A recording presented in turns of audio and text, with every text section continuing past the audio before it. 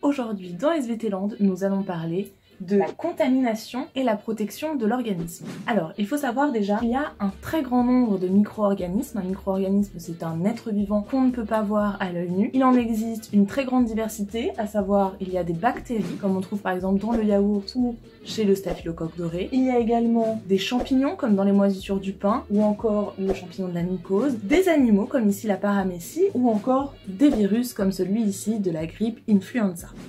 La contamination par les micro-organismes, c'est le franchissement de nos barrières, c'est le fait qu'ils vont rentrer à l'intérieur de notre corps. Alors pour pouvoir rentrer dans notre corps, et ben par exemple, c'est lorsque quelqu'un éternue à côté de nous alors qu'il est contaminé. Ou encore si nous buvons une eau souillée, ou encore par exemple en mangeant des aliments contaminés, comme ici des fromages avec la listeria. C'est aussi le fait de franchir des barrières naturelles comme la peau, par exemple une épine qui rentre dans notre peau par une plaie, par le biais du sang également lors d'une piqûre, ou encore lors des infections sexuellement transmissibles. Donc une fois qu'on a été contaminé, soit par un virus, soit par une bactérie, il y a un mode d'action qui s'opère. Chez le virus, il va y avoir une multiplication du virus dans notre cellule, et puis justement, ils vont quitter la cellule pour aller infecter d'autres cellules. Pour les bactéries, juste à côté, il y a plusieurs modes d'action possibles. La bactérie peut aller contaminer le sang, c'est ce qui s'appelle la septicémie, et c'est mortel. L'autre mode d'action consiste à libérer une toxine par ces bactéries dans le corps, et donc à envahir le corps de cette toxine, comme par exemple pour le tétanos. Pour limiter la contamination, il y a des gestes barrières, par exemple se laver les mains régulièrement, se moucher dans son coude, ou encore désinfecter une plaie. On peut bien évidemment utiliser aussi lors des rapports sexuels des protections comme le préservatif, mais aussi, comme on peut le voir dans les blocs opératoires,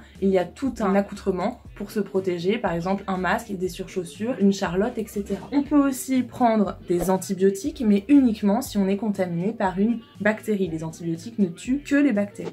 L'organisme donc se fait infecter et va se défendre. Pour se défendre, nous avons nos ganglions tout le long de notre corps, et ces ganglions, tout comme notre sang, contiennent des cellules, des globules blancs qu'on appelle aussi leucocytes, qui vont nous permettre de nous défendre. Alors ces leucocytes, en fait, ils sont de deux sortes. Il y a les phagocytes et les lymphocytes. Alors on va voir que ces deux globules blancs n'ont pas le même mode d'action, et on va voir leur mode d'action justement. Alors nous allons voir dans un premier temps que ce sont les phagocytes qui viennent jouer leur rôle dans une réaction immunitaire rapide. En fait, le phagocyte, c'est une cellule qui va venir s'accoler à la bactérie qui nous infecte. Il va l'englober, il va la rendre prisonnière, en fait il va la digérer grâce à des enzymes digestives, et puis elle va être détruite, et donc ces déchets vont être expulsés à l'extérieur du phagocyte. Dans un deuxième temps, on a des réactions lentes qui se mettent en place avec les lymphocytes. Les lymphocytes, il y en a différentes sortes, il y a les lymphocytes B et les lymphocytes T. Les lymphocytes, dans un premier temps, ils vont avoir le même mode d'action puisqu'ils vont reconnaître en fait un antigène. Alors qu'est-ce que c'est un antigène? C'est une molécule spécifique qu'on retrouve à la surface, par exemple ici des bactéries, et ce sont des molécules qui vont donc déclencher notre système immunitaire. Donc nous allons voir comment agissent les lymphocytes B dans un premier temps, puis ensuite les lymphocytes T.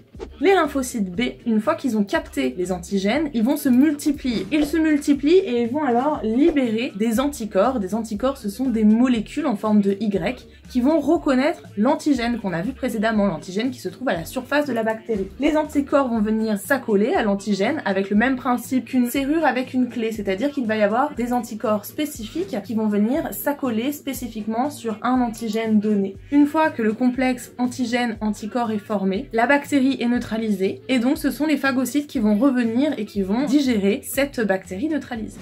Les lymphocytes ont un autre mode d'action. Alors, tout comme les lymphocytes B, dans un premier temps, quand ils ont reconnu la bactérie, ils vont se multiplier. Et puis, ils vont venir s'accoler à la cellule qui est infectée. En s'accolant à cette cellule, on dit qu'ils donnent le baiser de la mort, puisqu'ils vont répandre une substance chimique à l'intérieur de cette cellule infectée. On voit ici des petites vésicules qui sont produites par l'éclatement de la cellule qui est en train de se détruire. Si cette vidéo vous a aidé pour le système immunitaire et pour revoir un petit peu les bases de l'immunologie, n'hésitez pas à mettre un petit pouce bleu sous la vidéo. N'hésitez pas non plus à vous abonner à la chaîne, histoire de ne louper aucune autre prochaine vidéo. Et puis je vous encourage, si vous avez des questions, à les mettre dans les commentaires. Je vous souhaite une bonne journée et à bientôt.